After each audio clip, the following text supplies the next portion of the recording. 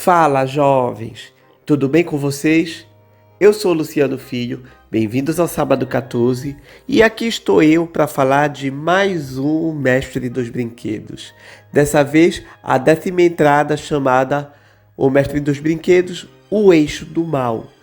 Na verdade, por muitos ele é conhecido como o capítulo de número 9, porque como eu mencionei no vídeo anterior, o crossover Brinquedos Diabólico não faz parte da franquia principal, sendo algo à parte. E aí, esse aqui, que é o 10º filme, acaba sendo o capítulo de número 9 pela linha canônica.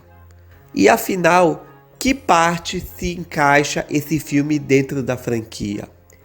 É bem confuso, pessoal, mas vamos lá. O primeiro Mestre dos Brinquedos começa com o André Tolon se matando, em 1939. Depois disso, existiu um salto temporal para os dias atuais, onde acontece todo o evento do primeiro filme. Pois bem, esse filme aqui, O Eixo do Mal, de 2010, se passa nos eventos logo depois da morte de André Tolon, o que aconteceu depois que ele foi morto. E aí a gente vê essa história lá no ano de 1939.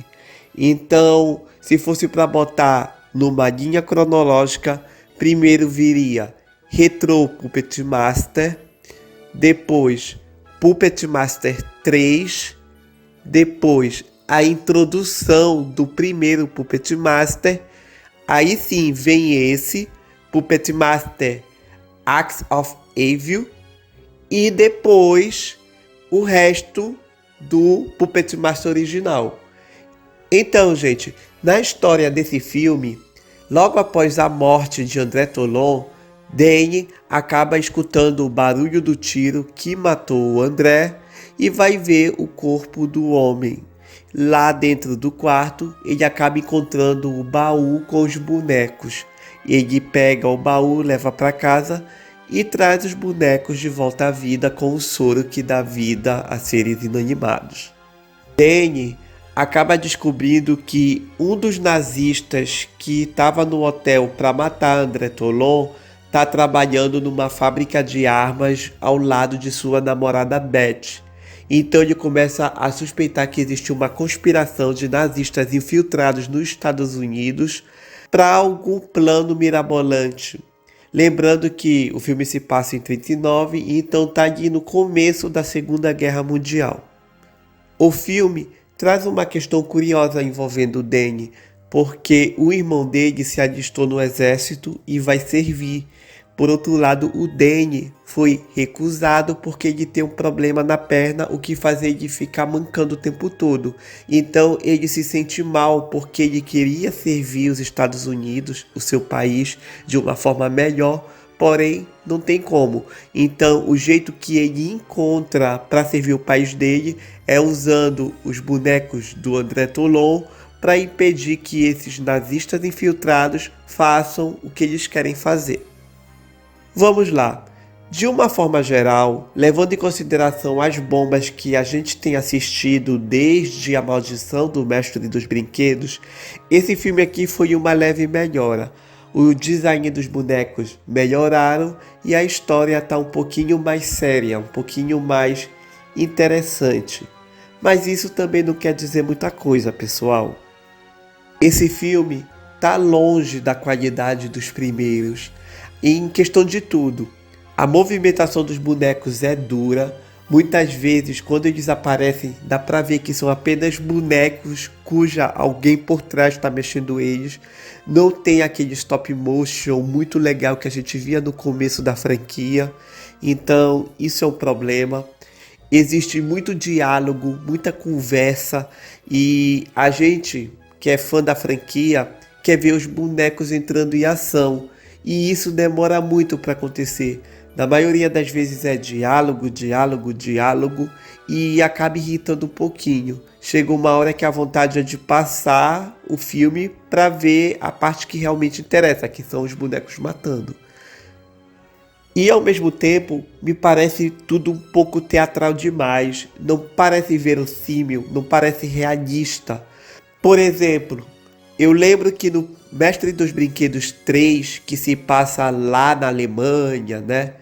Tem toda uma ambientação, é uma coisa que faz a gente mergulhar dentro da história porque realmente parece que eles estão lá na Alemanha.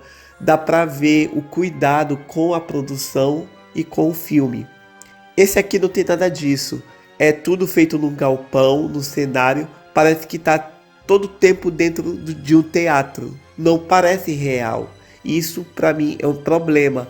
E por não parecer real, parecer um teatro, eu também não consegui me identificar com os personagens, o que fez eu ficar um pouquinho fora da história. Assim, eu sei qual é o ponto da história, eu sei o que está acontecendo, eu sei aonde eles querem chegar, mas é tudo tão desinteressante, é feito de uma forma tão monótona que fica sem graça.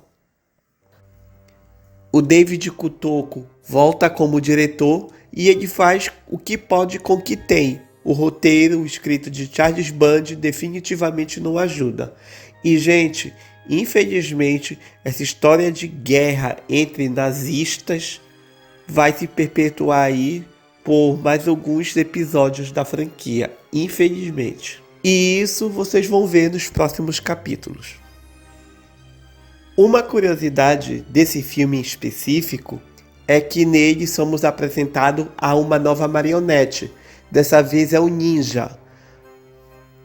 Curiosamente, essa marionete deveria ter aparecido pela primeira vez no terceiro filme. Só que decidiram colocar os 6 braços no lugar do Ninja e foram procrastinando a entrada desse boneco até esse filme aqui, onde ele deu as caras pela primeira e última vez até o momento. E sabe o que me ocorreu agora, pessoal?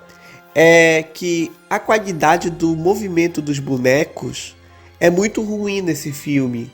E assim como no filme anterior e no anterior, sabe? Mas se tu for lá nos anos 80, em 89 mais precisamente, quando o primeiro filme foi lançado, era muito bom, era muito divertido ver os bonecos se movimentando. Então aí de 89 para 2010 a gente imagina uma evolução tecnológica que os efeitos seriam ainda melhores, né? É tudo ao contrário, parece que declinou, um downgrade mesmo. Como é que é possível uma coisa dessas, né?